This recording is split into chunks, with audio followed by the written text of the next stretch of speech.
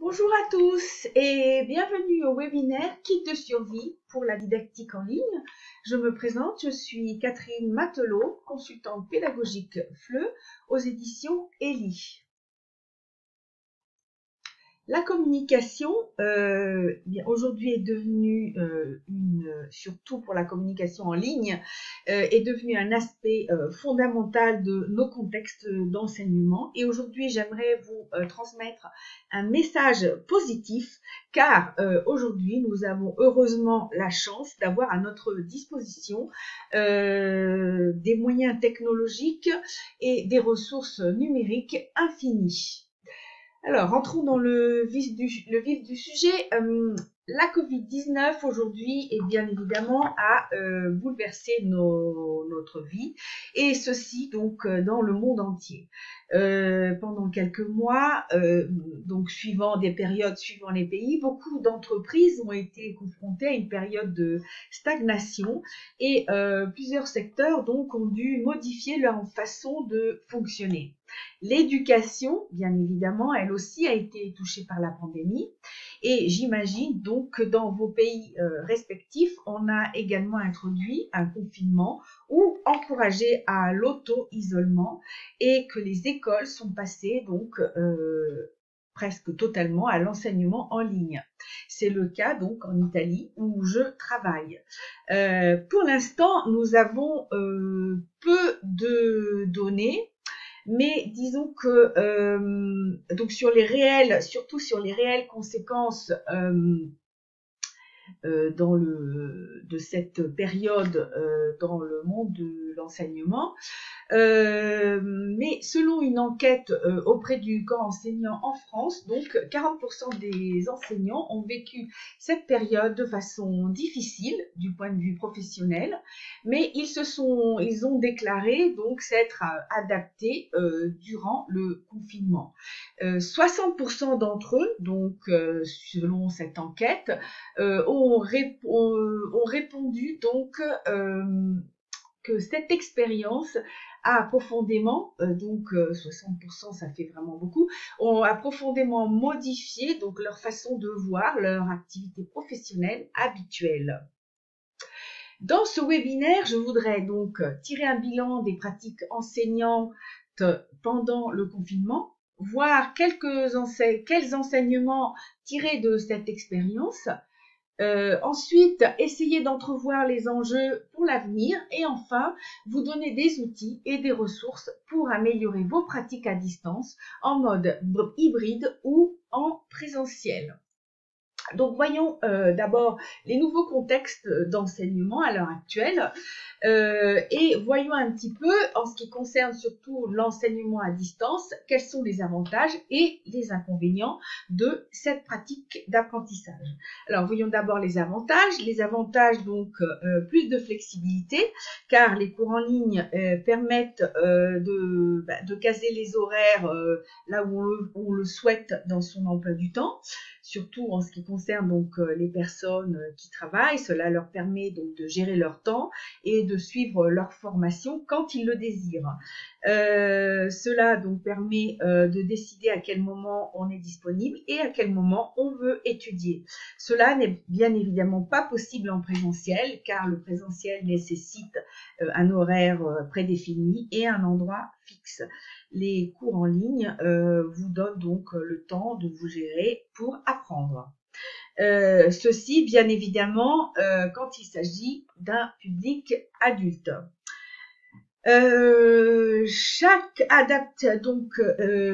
L'enseignement en ligne permet une adaptation à tous les rythmes. Donc, chaque apprenant, cela donne la possibilité aux apprenants donc de travailler à leur propre rythme et de façonner des formations en fonction donc du niveau du public.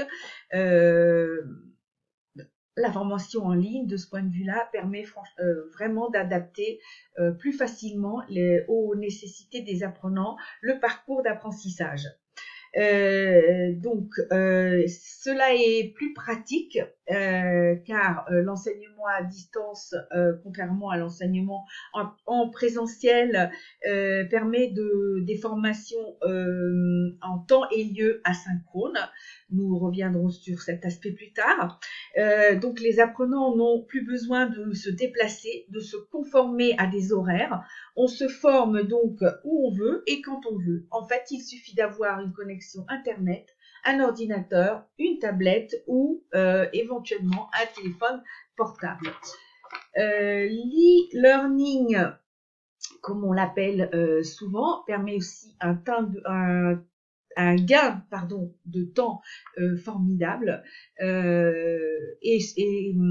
disons que l'enseignement en ligne permet donc de créer des parcours d'apprentissage à distance qui reposent désormais sur des supports variés, bien plus agréables pour les apprenants, plus ludiques. On peut utiliser donc de différentes ressources telles que des vidéos, des formats interactifs, des podcasts, recourir à des forums, des questionnaires interactifs, des présentations agréables, etc.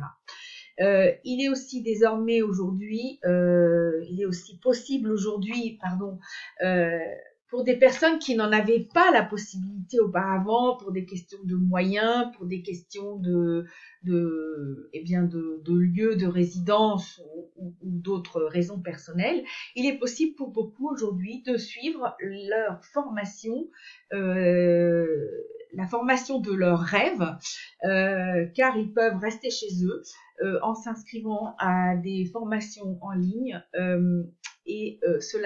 cela donne beaucoup d'opportunités à beaucoup de personnes qui n'en avaient pas la possibilité auparavant. Les inconvénients, bien entendu, moins d'interaction, car l'enseignement en ligne, bien évidemment, peut faire éprouver aux apprenants une sensation donc d'abandon, d'isolement, parce que souvent on a l'impression d'être un peu seul devant son ordinateur, sans pouvoir trop interagir avec l'enseignant et avec les autres éventuellement participants.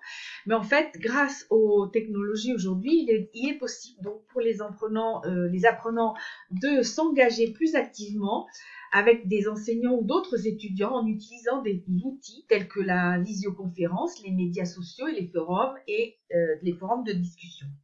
Un autre inconvénient peut être donc un petit peu le côté santé, car le temps passé devant son écran peut porter problème, peut entraîner à de la fatigue visuelle, peut entraîner donc à de mauvaises postures ou d'autres problèmes physiques donc qui peuvent assez rarement affecter l'apprenant.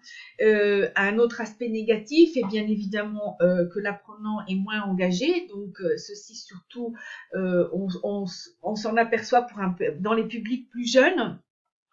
Car les jeunes apprenants ont plus de problèmes à s'auto-gérer, à s'auto-discipliner. Ils seront donc moins motivés pour terminer leur formation en ligne. Parce que bien évidemment il n'y a pas la présence donc physique de l'enseignant pour les motiver, pour les inciter à participer et donc répondre aux questions et partager leur travail. À ce propos, surtout donc pour ce qui concerne un contexte d'enseignement en ligne pour des adultes, j'aimerais ici donc partager avec vous le témoignage d'une collègue. Donc je vous laisse découvrir son expérience et sa façon donc d'enseigner. Bonjour Nathalie. Bonjour Nathalie. Donc je vous introduis pour donc mes petites capsules vidéo donc qui vont se trouver donc à l'intérieur de notre webinaire le kit de survie pour la rentrée en classe. Donc vous êtes Nathalie Chazot, enseignante de FLE, et je vous laisse la parole pour vous présenter donc en quelques mots. Oui, bonjour Catherine, bonjour à tous. Donc effectivement, je m'appelle Nathalie Chazot. Je vis en Italie, précisément à Turin, où j'enseigne le FLE. Actuellement, j'enseigne surtout en entreprise, donc à un public essentiellement adulte. Je collabore aussi avec l'Alliance française comme examinatrice pour le DELF. Donc ça fait une vingtaine d'années à peu près que je suis en Italie et que j'enseigne le FLE. J'ai été confrontée à la didactique à distance, notamment en cette période de confinement, ce qui a remis un petit peu en question effectivement ma méthode d'enseignement que j'ai dû revoir un petit peu. Alors, donc l'enseignement à distance, comme vous dites pendant le confinement, est-ce que ça a rendu votre métier plus ou moins stimulant et surtout donc pourquoi? Oui, très stimulant, je dirais, parce que c'était un nouveau défi. J'ai dû un petit peu réorganiser tous mes cours, puisque mes étudiants étaient chez eux. Donc, la plupart d'entre eux n'avaient plus de support, n'avaient plus de livres. Donc, j'ai dû recréer un petit peu tous mes cours. C'est-à-dire que j'ai dû, en amont, leur envoyer du matériel, leur envoyer des questionnaires pour faire un petit peu de compréhension orale. Donc c'est eux qui en amont faisaient la compréhension orale. À travers le questionnaire, il y avait évidemment aussi de la compréhension écrite. Et à la fin donc de ce questionnaire, je leur posais toujours une petite question qui amenait le point de grammaire en fait, à développer. Inductif, disons, Voilà, tout à fait. Tout à fait. Ouais. Et donc il y avait un partage des documents, un partage, une fiche, après un compte rendu que vous partagiez avec vos élèves. Tout à fait. Donc en amont ce questionnaire, pendant le cours une fiche de grammaire ciblée avec des exercices, et à la fin du cours un compte rendu avec le lexique, les points importants à retenir, les exercices à faire, les points à développer, de la production écrite à faire aussi en autonomie. Donc j'ai réussi quand même, je dirais, en travaillant un petit peu à affronter toutes les compétences, compréhension écrite, compréhension orale, production écrite, production orale. Voilà, donc même en didactique à distance, on réussit quand même à affronter les 4 compétences. Ok. Et préconiseriez-vous par contre un enseignement mixte, c'est-à-dire à distance et en présentiel? Et donc, selon vous, quels sont les aspects, surtout, disons, positifs d'un enseignement hybride? Oui, un enseignement hybride serait intéressant, surtout pour les personnes qui peut-être n'ont pas beaucoup de temps, n'ont pas la possibilité de se déplacer souvent. Effectivement, la personne peut travailler aussi en autonomie, donc tout ce qui est à distance, c'est autonome, c'est plus personnel. Et ce qui est en présentiel, après, donc, il y a un contact un peu plus physique, effectivement, avec l'apprenant. Mais ça pourrait être une bonne solution. Et est-ce que vous avez remarqué dans les cours à distance plus de concentration par rapport à vos apprenants? Vous avez décidé de faire des cours plus courts, moins longs, disons, en tant que de temps, en matière de temps, ou pas? Oui, absolument. Alors en présentiel, les cours étaient de 1h30. Donc on a pensé que en didactique à distance, 1h30 sur l'ordinateur, c'était peut-être difficile pour certaines personnes, surtout pour les adultes qui ont après un travail à suivre. Donc on a préféré faire un peu plus de cours, mais d'1 heure. Donc on faisait des cours d'1 heure. Et effectivement, j'ai remarqué que les étudiants étaient beaucoup plus présents et beaucoup plus attentifs. Parce qu'il faut quand même se concentrer pour poursuivre. Et effectivement, je les ai trouvés plus présents. Parfait. Et donc en ce qui concerne donc le travail de préparation des cours, je pense qu'évidemment tout ça porte plus de travail pour l'enseignement. pour l'enseignant, pardon. Ça demande plus de travail de préparation. Mais alors, quelles sont vos méthodes, par contre, pour animer un petit peu la classe? C'est-à-dire, est-ce que vous avez des astuces, des choses qui marchent bien avec vos étudiants, donc pour les cours justement à distance, parce que c'est pour animer un petit peu les groupes, quoi. Tout à fait. Oui, alors à distance, bon, ben, aujourd'hui avec la connexion internet, on a la possibilité d'avoir beaucoup de supports. Hein. On a aussi aujourd'hui des éditeurs qui proposent beaucoup de matériel numérique. Hein. Et puis en ce qui concerne tout ce qui est production orale, contact, on peut toujours quand même faire les jeux de rôle. On a quand même beaucoup de possibilités. On a quand même beaucoup de possibilités. Et est-ce que, à votre avis, une dernière question, est-ce que, à votre avis, cela a été un plus pour apprendre à vos apprenants à travailler en autonomie? Oui, je dirais oui, parce qu'ils étaient un peu plus obligés de se préparer, hein, parce qu'il y avait un travail à faire en amont. Donc, ils étaient obligés de se préparer avant, ils étaient obligés de se concentrer pendant le cours, et après, automatiquement, bon, ben, avec le compte rendu, ils pouvaient de façon autonome revoir un peu tout ce que nous avions étudié pendant le cours. Donc, en conclusion, on peut dire que, en fait, la didactique à distance, ben, c'est positif. Tout à fait. Je vous dirais même mieux, mes étudiants aujourd'hui m'ont demandé de continuer jusqu'à la fin de l'année la didactique à distance. Donc je continue comme ça pour l'instant. Parfait. Ben, Nathalie, merci beaucoup. Et puis, bonne continuation et bon fleu. Merci. Merci. Bon fleu à tous. Donc, nous remercions Nathalie pour son témoignage.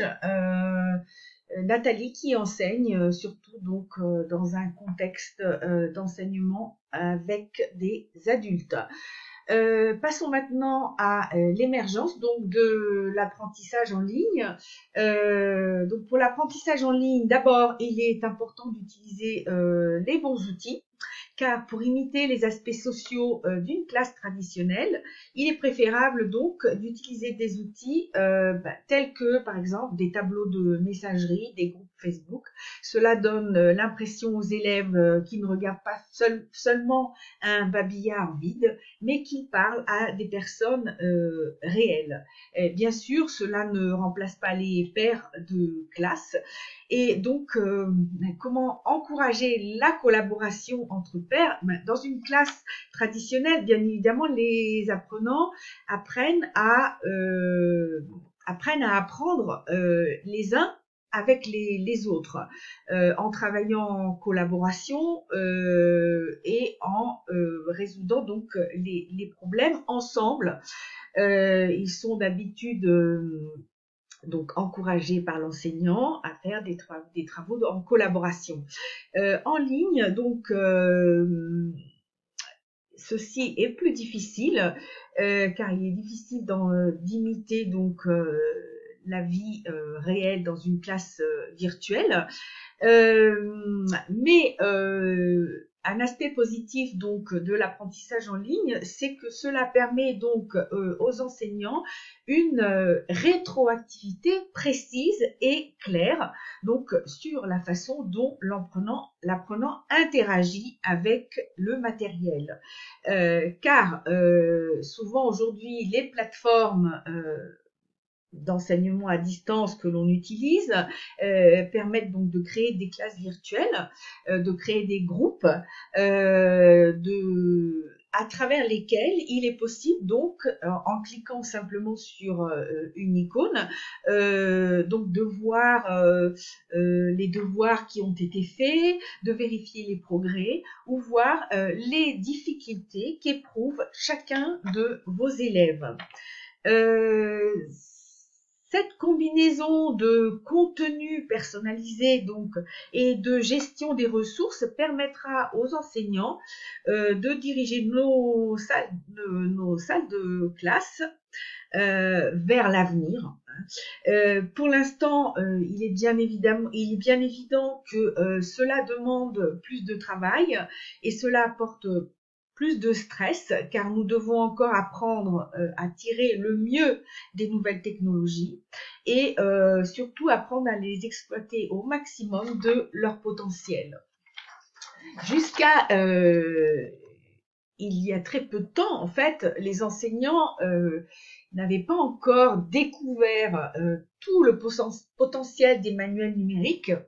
Dans l'urgence, ils ont dû le faire et en fait, je suis convaincue qu'un retour en arrière est fort peu probable et que les enseignants, dans un contexte d'enseignement en ligne ou hybride, apprendront toujours mieux, vous apprendrez toujours mieux, donc à gérer au mieux les ressources et d'apprécier de plus en plus tout le potentiel du numérique. Les enjeux pour l'avenir. Décréter que la formation à distance est la solution donc pour assurer la continuité pédagogique peut paraître un triomphe après des années donc d'ostracisme et de résistance à son égard, mais il est fondamental que nous soyons tous correctement préparés, formés à cette façon d'enseignant. Donc, quels sont les enjeux spécifiques? Surtout, ne pas se focaliser seulement sur la continuité pédagogique, mais prendre en compte la continuité éducative. La continuité, alors comment faire? La continuité didactique vise à permettre à chaque élève, donc bien évidemment, de poursuivre son apprentissage sans rupture pénalisante entre la fin de l'année scolaire. Ici, je me pose surtout dans un contexte plus scolaire. Je répète, sans rupture pénalisante entre la fin de l'année scolaire et la suivante. La continuité éducative, par contre, doit chercher la cohérence dans l'intervention éducative. L'articulation entre projet et programme, le travail en équipe pluridisciplinaire ou du moins donc les complémentarités entre acteurs, notamment dans le cas qui nous occupe. La relation, par exemple, avec les parents est importante, surtout en ce qui concerne un public de jeunes apprenants, dans des conditions donc d'école à la maison qui sont souvent pesantes.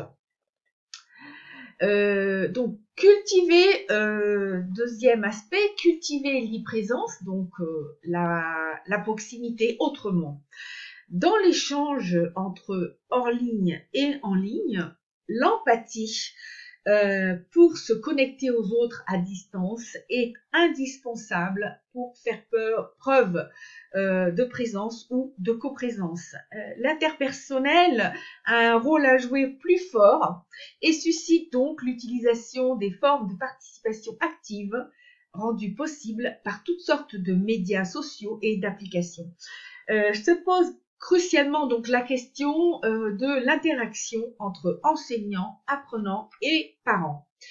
L'éducation n'est pas une simple transmission. Les relations, les émotions et les interactions jouent un rôle essentiel pour mémoriser, chercher et oser créer et s'exprimer.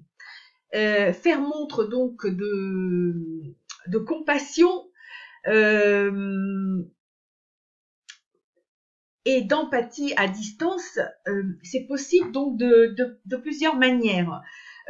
En comprenant donc le fait que les indices visuels et oraux habituels qui indiquent la détresse, le désintérêt ou la compréhension sont peu visibles par le recours aux médias sociaux et leur stratégie de coprésence et de proximité, comme par exemple les likes, les émoticônes ou les lives.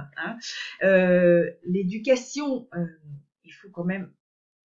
L'éducation n'est pas une technologie, mais elle n'est pas incompatible avec elle. Donc il ne s'agit pas de répliquer exactement ce que l'on fait en présentiel, mais d'adopter une pédagogie donc appuyée sur des outils flexibles, dynamiques et multimédia qui permettent donc une pédagogie active et différenciée à la fois par l'entremise d'applications qui invitent au jeu, défis ou autres simulations.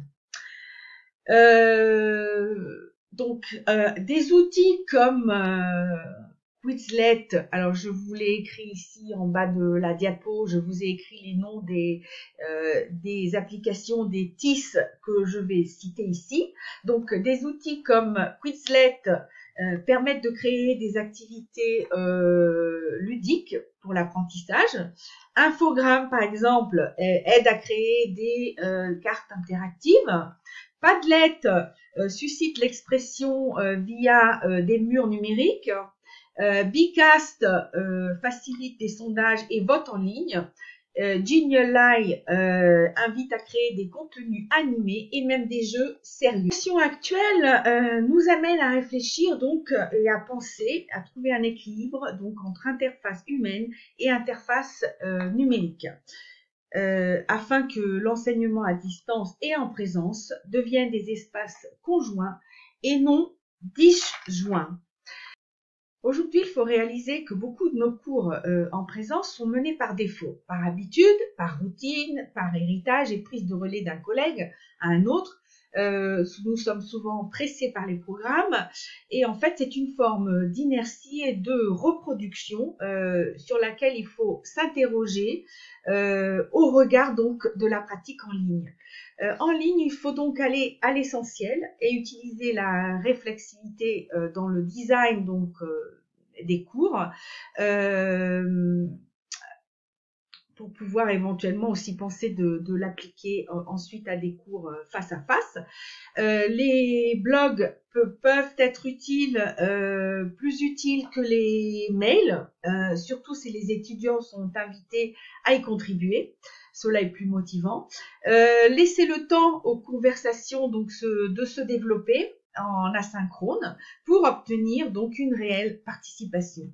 Expliquer le processus et pas seulement l'objectif final en développant les étapes pour éviter de croire que les élèves lisent dans vos têtes et peuvent résoudre donc les incertitudes de nos consignes et de nos devoirs.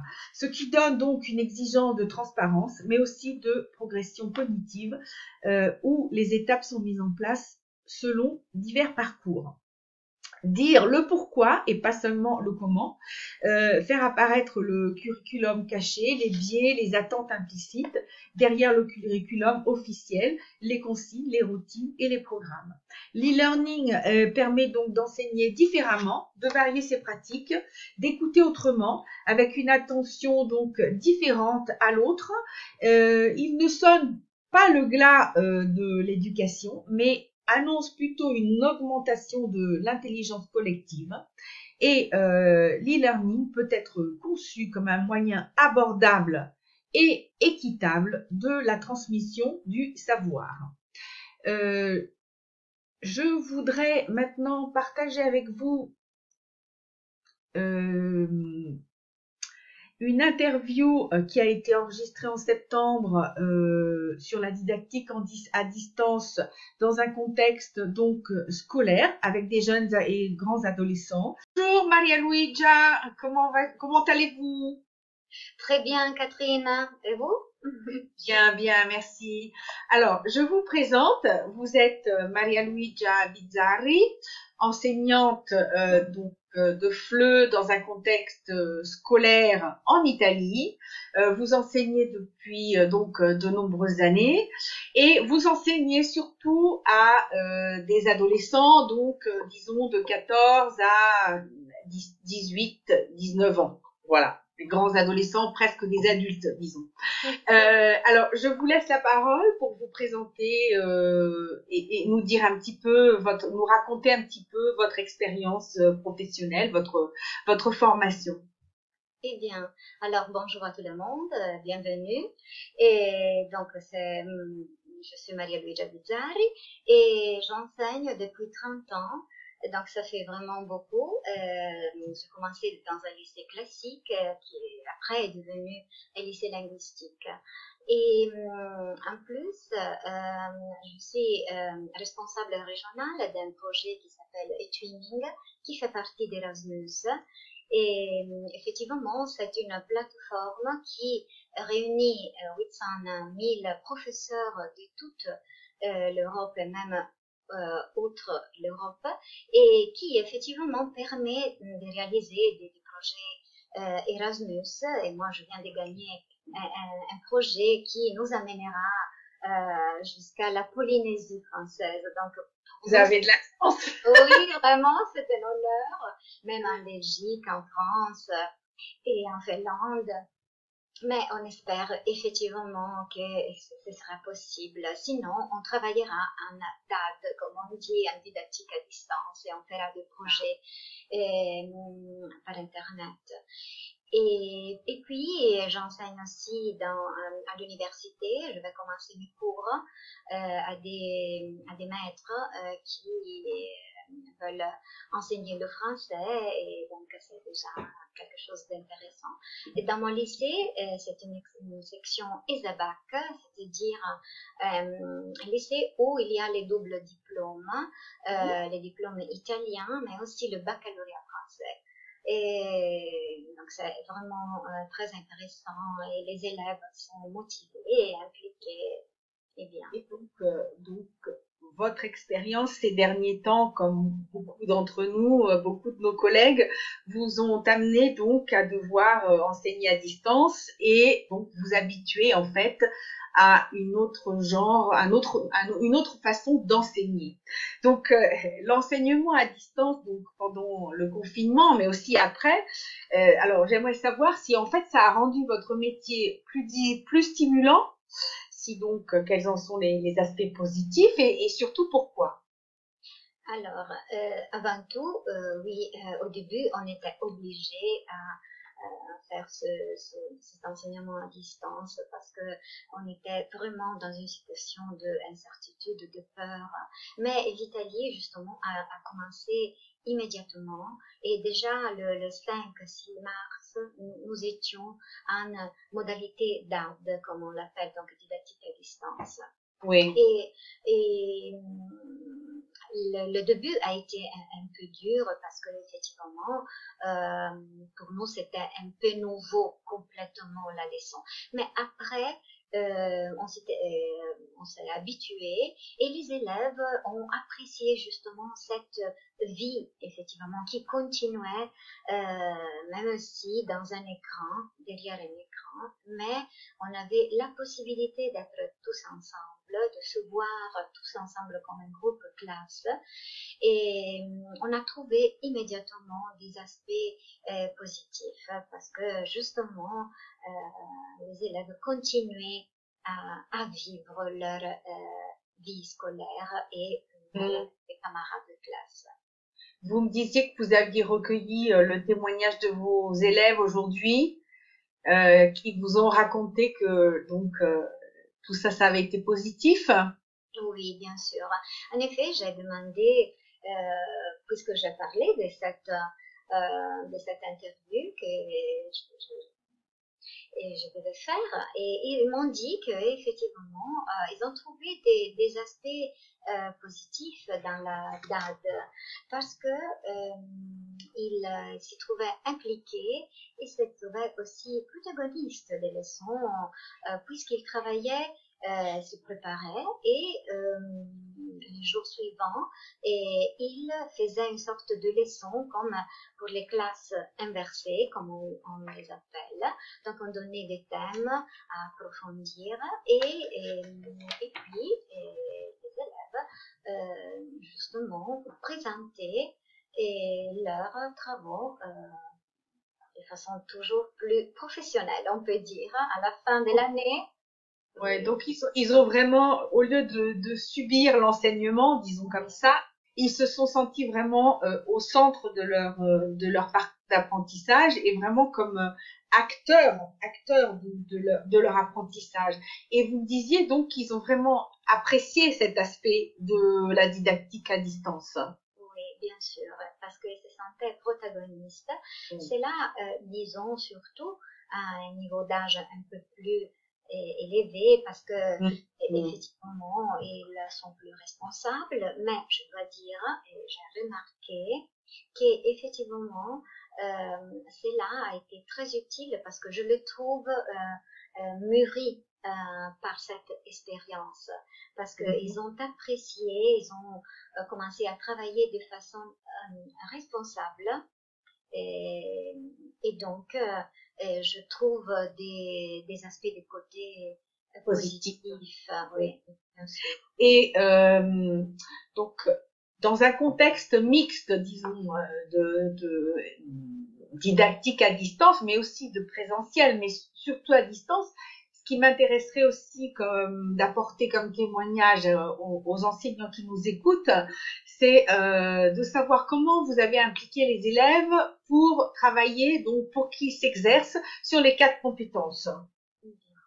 Alors, et justement, les 4 habilités sont indispensables, même pour les élèves qui se préparent pour les DELF, mais en général, je présentais mes cours, donc surtout les noyaux fondamentaux de la leçon, et après, ils choisissaient effectivement les thématiques à approfondir, et à la maison, ils travaillaient soit tout seuls, soit par groupe, donc à travers vraiment un travail collaboratif. Et puis, ils exposaient leurs travaux. Donc, ils ont exercé soit la compétence écrite, parce qu'ils ont et la compréhension des écrits, mais même la compréhension et l'exposition, donc au niveau de l'oral, à travers des vidéos, des écoutes et des textes à lire et à interpréter et à analyser, justement. Puis l'aspect créatif, par exemple, était toujours présent parce que à partir de certains thèmes, chacun donnait son point de vue, sa personnalité, justement, soit dans la présentation, soit dans la phase écrite. Et par exemple, j'ai donné un texte vu par ma fenêtre dans laquelle il devait prendre une photo et puis décrire non seulement le contexte tout autour, mais aussi les émotions, qui est donc un passage, je dirais, fondamental dans cette situation que nous avons vécue, où justement la peur, pour exorciser la peur, pour parler tous ensemble de ça, favoriser justement. Ça a favorisé certains élèves qui éventuellement dans un contexte en présentiel restaient toujours un petit peu à l'arrière aussi. Hein? Oui. Ça c'est sûr, parce que j'ai remarqué par exemple des élèves que avaient des difficultés, étaient timides, et au contraire, devant l'écran, ils se sentaient libres de parler, plus sûr, et tout cela a fortifié un peu leur maîtrise, disons, leur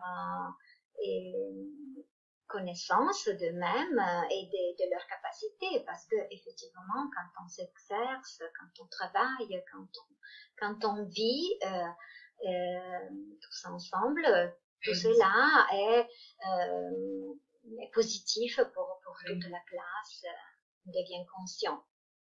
Alors, enfin, une dernière question.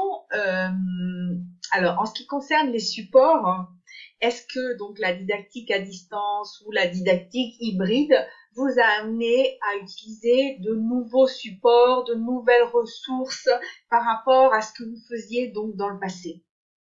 Alors, oui, bien sûr. Mon point de départ est toujours le livre, parce que justement, ils doivent utiliser le texte qu'ils ont acheté et il y a beaucoup de matériel déjà à l'intérieur du texte. Mais effectivement, chacun allait chercher, et moi je donnais aussi des liens particulièrement intéressants, et pour approfondir les thématiques en question, parce que justement, il y a beaucoup de matériel en ligne. Par exemple, dans ma classe de 5e qui aura le baccalauréat cette année, j'ai montré la vidéo de Camus qui recevait le prix Nobel, dans laquelle il remerciait son maître. Et vraiment, c'est un texte littéraire, mais aussi au niveau humain, je crois, unique, parce que c'est vraiment dire merci avec le N majuscule. Oui. Écoutez, Maria Luigia, je vous remercie beaucoup donc pour votre disponibilité, tout d'abord, pour votre expérience, pour le témoignage que vous nous avez amené aujourd'hui. Et donc, je vous souhaite une bonne continuation avec vos élèves et bon fleu donc à tous. Merci beaucoup et au revoir à tous. Donc, nous remercions Maria Luigia pour son témoignage et nous passons maintenant donc et nous allons voir comment améliorer donc nos pratiques d'enseignement à distance. Donc, il s'agit surtout d'améliorer prioritairement les activités asynchrones. Alors là, je fais une petite parenthèse. Donc, les activités asynchrones, en fait, ce sont les propositions de ressources pédagogiques, des exercices ou des activités que l'on donne donc aux étudiants, auxquels ils peuvent accéder quand ils veulent. Donc, ce travail peut être individuel et autonome, mais cette modalité offre donc des possibilités d'interaction, de production de contenu collaboratif par petits groupes. C'est en fait le principe donc de la classe inversée.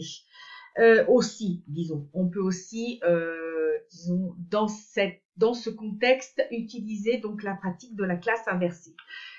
Par contre, l'enseignement synchrone, donc dans ce cas, eh bien, l'enseignant et les étudiants se réunissent donc en temps et en heure ensemble, en temps réel, donc en ligne, au même moment et interagissent donc en temps réel avec un système donc de visioconférence ou à travers donc une classe virtuelle.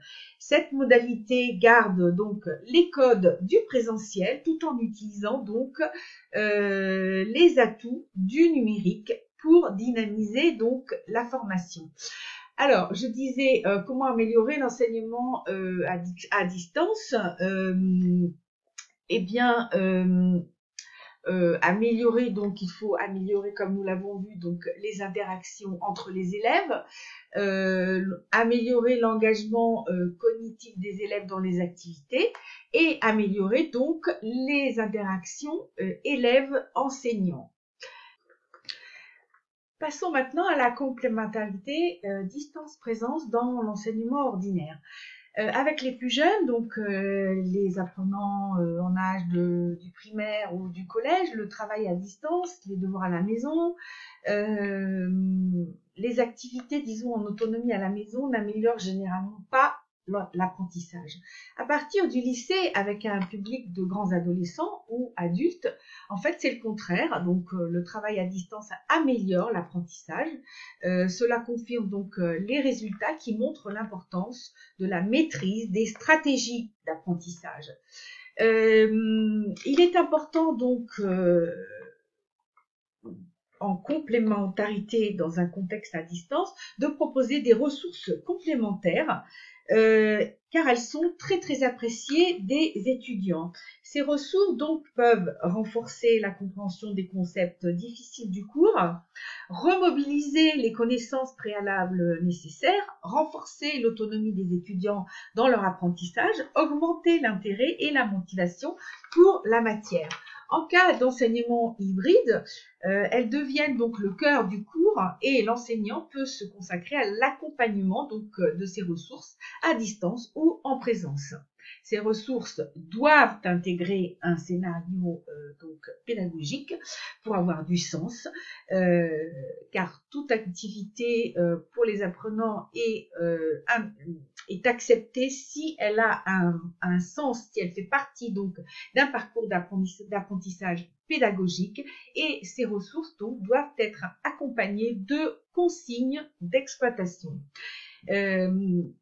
En ce qui concerne en particulier donc les capsules vidéo, les diaporamas commentés et d'autres types de ressources qui sont mises à disposition donc des étudiants pour approfondir leur apprentissage, il était intéressant donc disons pour la pratique, dans la pratique, disons, de voir que ces ressources dans ce genre de contexte sont disponibles à tout moment et elles offrent un réel éclairage complémentaire donc au parcours d'apprentissage.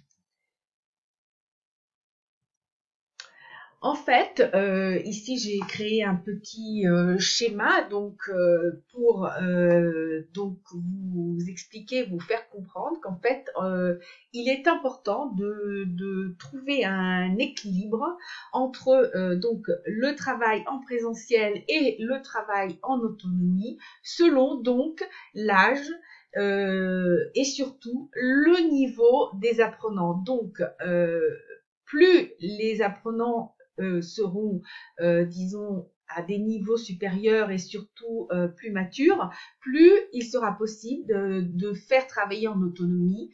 Par contre, en ce qui concerne donc, comme nous l'avons vu, les jeunes apprenants en âge primaire, les jeunes apprenants du collège, le travail en présentiel, même donc à distance évidemment, sera préférable. Il est aussi intéressant donc et stimulant d'utiliser les outils numériques donc tels que les TIS. Donc ce sont des outils très utiles et motivants car ils sont ludiques, souvent très ludiques, interactifs et créatif surtout. Cela met en jeu la créativité donc des apprenants.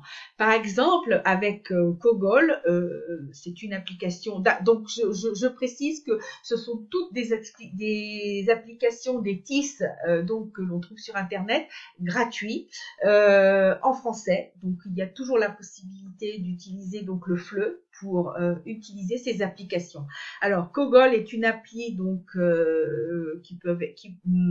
pour le téléphone portable, car il est intéressant aussi pour les apprenants en général, les jeunes apprenants, les jeunes adolescents, de leur faire utiliser dans leur parcours d'apprentissage leur téléphone portable. À travers Kogol, ils peuvent créer des cartes mentales, donc pour mieux mémoriser, pour une présentation en classe, etc. Mentimeter, par exemple, est une application toujours pour créer des présentations donc interactives. Taggle Word, ici, c'est une application pour créer donc des nuages de mots. Et il y en a bien d'autres. Par exemple, Quizlet permet de créer des activités, des exercices interactifs. Cette application donc Videolips est une application qui permet de commenter, de doubler donc des vidéos, donc de mettre de nouveaux commentaires, de nouveaux dialogues. Vous pouvez demander sur une vidéo, par exemple, à vos élèves sur une thématique particulière, une thématique lexicale particulière, de créer un nouveau dialogue sur une vidéo. Ici, par écrit, vous pouvez demander à vos élèves, c'est une application, donc c'est BD. Il y a une autre diapo après où je vous redonne donc toutes les sources donc pour aller à ces applications, pour trouver ces applications. Ici, on peut créer des bandes dessinées, par exemple, et Kahoot. Je pense que beaucoup d'entre vous connaissent Kahoot, qui permet donc de créer donc des exercices à l'intérêt de l'enseignement hybride, donc qu'on appelle aussi en anglais le blended learning, et les ingrédients donc qui sont nécessaires donc pour ce contexte d'enseignement. Donc nous allons voir déjà comment faire participer activement les étudiants en présence. Donc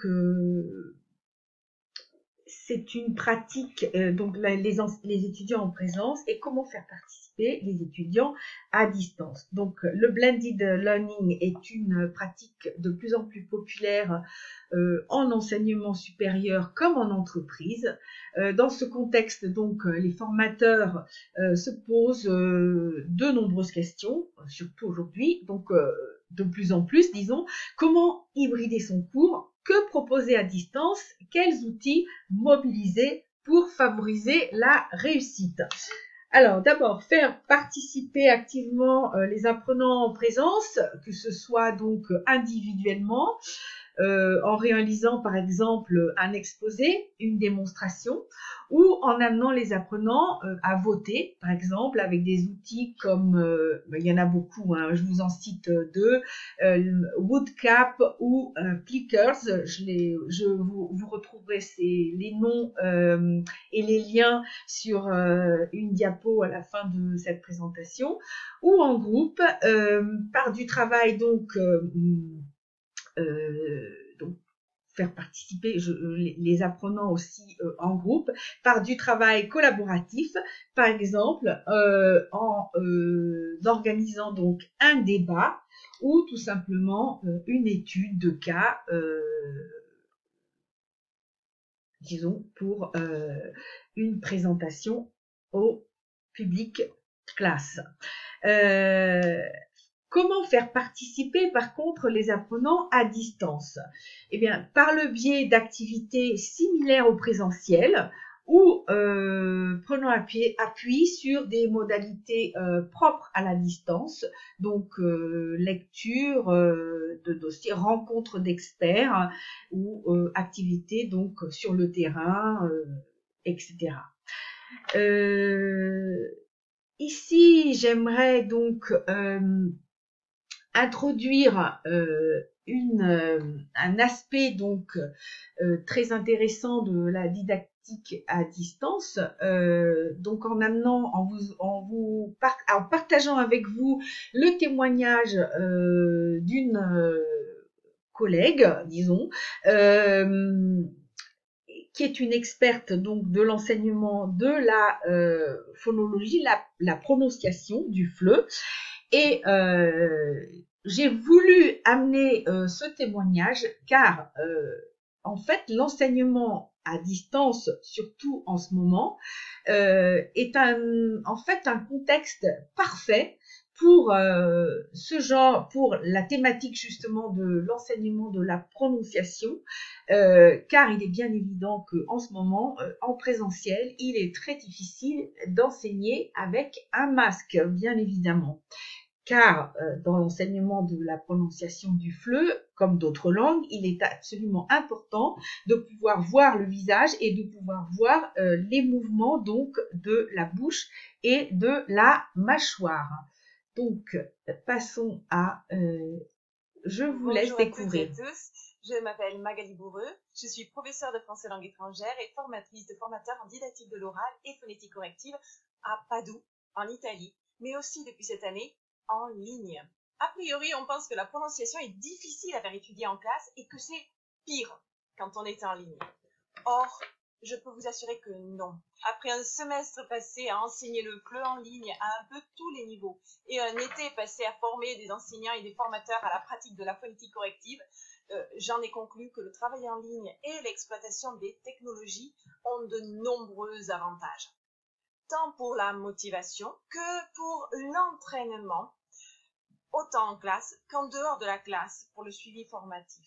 Tout d'abord, prendre la parole, s'exprimer à l'oral, c'est un acte qui impose de s'exposer. Ça exacerbe l'émotivité et ça peut s'avérer intimidant pour nos apprenants. Or, parler une langue étrangère, et ça demande de se mettre en jeu.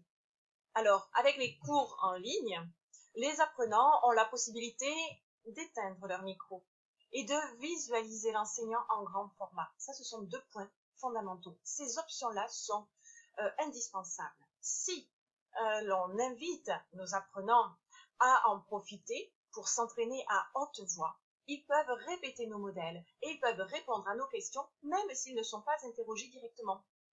De cette manière, ils s'entendent parler et ils nourrissent la boucle audio-phonatoire qui les aide à renforcer leur mémoire. Ils prennent confiance en eux et lorsqu'on les interroge, ils interagissent de manière plus naturelle. Ceci d'autant plus que les autres élèves sont peu visibles parce que si on choisit de bien visualiser l'enseignant, les autres apprenants sont réduits à l'état d'icône inoffensive. Les apprenants n'ont pas non plus la possibilité de se lancer les petits regards complices ou critiques qui pourraient déstabiliser. Et ce qui est rassurant en plus, c'est qu'ils sont eux-mêmes occupés à s'entraîner à voix haute en attendant d'être interrogés. Je voudrais vous parler d'un deuxième aspect, la visualisation en gros plan du visage et de la gestualité de l'enseignant. Ça représente un grand avantage pour le travail phonétique lui-même. On sait qu'une bonne prononciation part d'une bonne perception, d'une bonne discrimination des caractéristiques de la langue enseignée, pour nous, le français. Ça veut dire que pour obtenir une bonne prononciation, je dois entraîner la perception orale et la discrimination à partir d'activités basées sur la répétition, comme celle que propose la méthode verbotonale de correction et d'intégration phonétique à laquelle je forme les enseignants de français. Quand on travaille la phonétique, on a tendance à penser phonèmes, vocaliques et consonantiques. Or, les phonèmes sont basés sur un rythme, sur une intonation. Ils sont à l'intérieur d'un moule qui implique la micro-gestualité, la gestualité donc des lèvres, de la bouche, et la macro-gestualité, celle des mains, du corps, qui va aider à scander et à donner la juste tension. On a tout intérêt à exploiter ce mouvement, ce geste, cette visualisation qui va aider. Et en ligne, c'est encore plus visible, encore plus facile de les appréhender. La tension phonatoire nécessaire pour faire la différence entre les consonnes sourdes plus tendues et les sonores plus détendues va passer aussi par cette visualisation. Par exemple, je bois, je vois. Ou nous savons et nous avons, qui gêne parfois certains italophones. On a aussi une possibilité, en utilisant le rythme, l'intonation et la gestualité, de valoriser la clarté des phonèmes vocaliques. Par exemple, le U est plus clair que le OU. Donc je vais dire dessus, dessous. Troisième point, c'est le travail en dehors des cours. Un des principaux problèmes que nous avons, c'est le manque d'heures à disposition pour entraîner nos apprenants. Or, nous savons parfaitement que l'apprentissage d'une langue, c'est un sport et que ça demande un entraînement régulier et fréquent. Avec la Covid, on ne peut pas demander aux apprenants de se retrouver pour travailler ensemble, mais on peut leur demander de travailler à distance ensemble et d'exploiter la technologie qu'ils aiment tant pour produire du contenu seul ou en groupe. Donc, on va leur proposer des modalités qui vont leur plaire, mais on proposera toujours une partie orale qui les stimulera à avoir une bonne prononciation. On peut par exemple les faire partir d'une vidéo déjà existante et peut-être même déjà étudiée en cours et leur faire jouer et enregistrer la scène par visioconférence.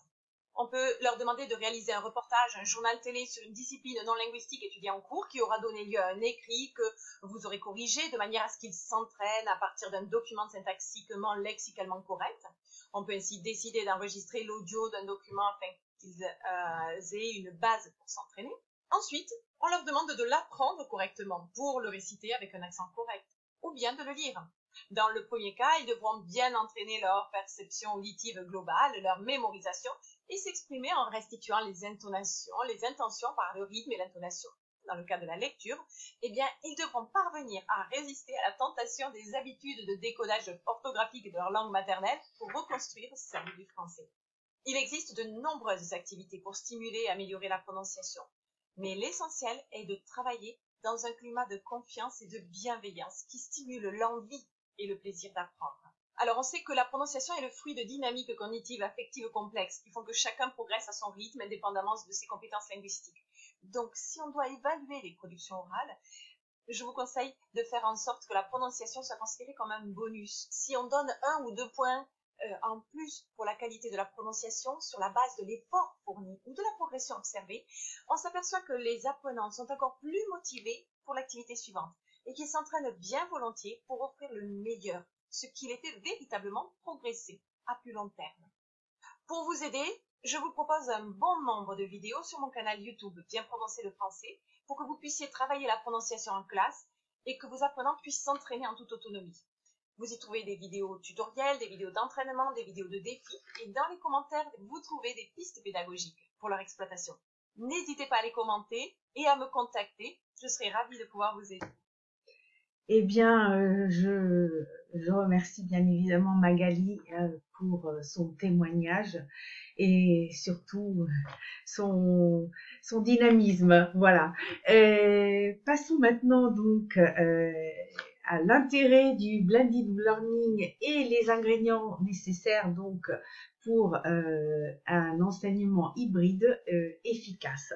Donc, il faut tout d'abord mettre à disposition des apprenants des outils d'aide aux apprentissages, comme par exemple des logiciels de gestion de projet, des outils pour réfléchir sur leur manière d'apprendre, des blogs ou portfolios, ou encore des indicateurs sur l'état de la participation en ligne, mettre aussi à disposition des apprenants des outils de gestion de communication et d'interaction. Il peut s'agir donc d'outils de discussion asynchrone comme des forums, ainsi que d'outils de gestion comme un calendrier, un système de rappel des échéances, etc. ou tout simplement le registre de classe numérique dans un contexte scolaire. Proposer des ressources pédagogiques sous forme multimédia. Bien des ressources, il s'agit bien évidemment de ressources audiovisuelles, photographie donc interactive, simulation, réalité augmentée, etc. Aujourd'hui, avec les téléphones portables, il y a beaucoup d'éditeurs qui donnent la possibilité donc d'avoir recours à la réalité augmentée à travers donc le portable pour avoir accès aux audios, aux ressources vidéo, etc. d'une méthode en particulier ou etc. Enfin, donc, proposer aux apprenants de réaliser des travaux sous forme donc multimédia. Par ce biais, donc l'enseignant ou le formateur demande de réaliser donc des travaux et des projets à travers des outils multimédia comme des présentations en vidéo. Ce qui va permettre aux enseignants, bien évidemment, de faire exercer les apprenants sur plusieurs compétences, ou par exemple une revue, faire une activité, une revue d'une thématique grammaticale ou lexicale sous la forme d'une carte conceptuelle interactive, donc préparée par les étudiants. Recourir à des outils de communication synchrone et de collaboration. Donc, il s'agit ici de recourir à des outils de communication écrite. Il existe beaucoup d'applications, par exemple, comme Slack ou tout autre système de chat, oral, vidéo. Par exemple, on a des plateformes comme Meet, Skype, où on peut créer des classes virtuelles à travers des plateformes comme Adobe Connect ou Zoom. Je pense que beaucoup d'entre vous désormais connaissent ce genre d'outils. Offrir aux apprenants la possibilité de commenter et d'annoter les documents. Alors souvent les formateurs ou enseignants préfèrent distribuer leurs ressources en format PDF. La recherche a néanmoins montré l'intérêt d'offrir la possibilité aux apprenants de commenter ou d'annoter directement les ressources écrites comme audiovisuelles. Il existe aujourd'hui pas mal de logiciels pour pouvoir permettre aux apprenants de commenter par écrit. Offrir un accompagnement méthodologique aux apprenants. Ici, il s'agit donc pour le formateur ou l'enseignant de former les apprenants aux compétences nécessaires pour la réalisation des travaux de groupe, de les soutenir dans le développement des compétences numériques nécessaires pour la réalisation, pour réaliser la formation. Développer l'apprentissage par les pairs, donc l'apprentissage collaboratif. Il s'agit d'amener les apprenants à se soutenir entre eux, répondre à des questions d'autres étudiants, faire des démonstrations de certains outils pour aider et donc pour solliciter donc le travail collaboratif. Mes conclusions, des choses positives à tirer donc de cette expérience. C'est une question, mais je pense que pour moi, du moins, c'est une affirmation aussi.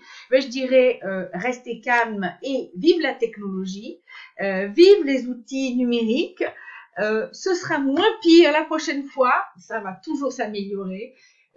Aujourd'hui, on a sûrement ce qu'on peut tirer donc de positif de cette expérience, c'est qu'on a sûrement une vision plus claire de ce qui est plus précieux en présentiel. Et je vous laisse donc un petit peu sur cette réflexion. Donc on a deux hypothèses. Une bulle, continuer dans une bulle, ou préconiser donc, moi je serais plutôt pour préconiser l'amorce donc d'un changement profond. Donc ici, vous allez retrouver quelques liens pour avoir accès donc aux ressources TIS que j'ai proposées dans cette présentation et dans ce webinaire. Et pour conclure, donc, je vous laisse quelques informations pratiques pour nous contacter. Donc, Eli Publishing a une page Facebook, donc Facebook page @Eli Publishing. Nous avons aussi un site www.elionline.com où vous pouvez vous inscrire pour accéder aux ressources et connaître les dates donc de nos prochains webinaires. Si vous avez des questions, vous avez des demandes, vous voulez me poser des questions directement ou poser des questions sur les ressources qui ont été apportées pendant ce webinaire, vous pouvez écrire à l'adresse mail international@elionline.com. elionline.com, excusez-moi, j'ai oublié de mettre .com. Je vous remercie et pour votre attention tout d'abord et je vous souhaite bon fleu.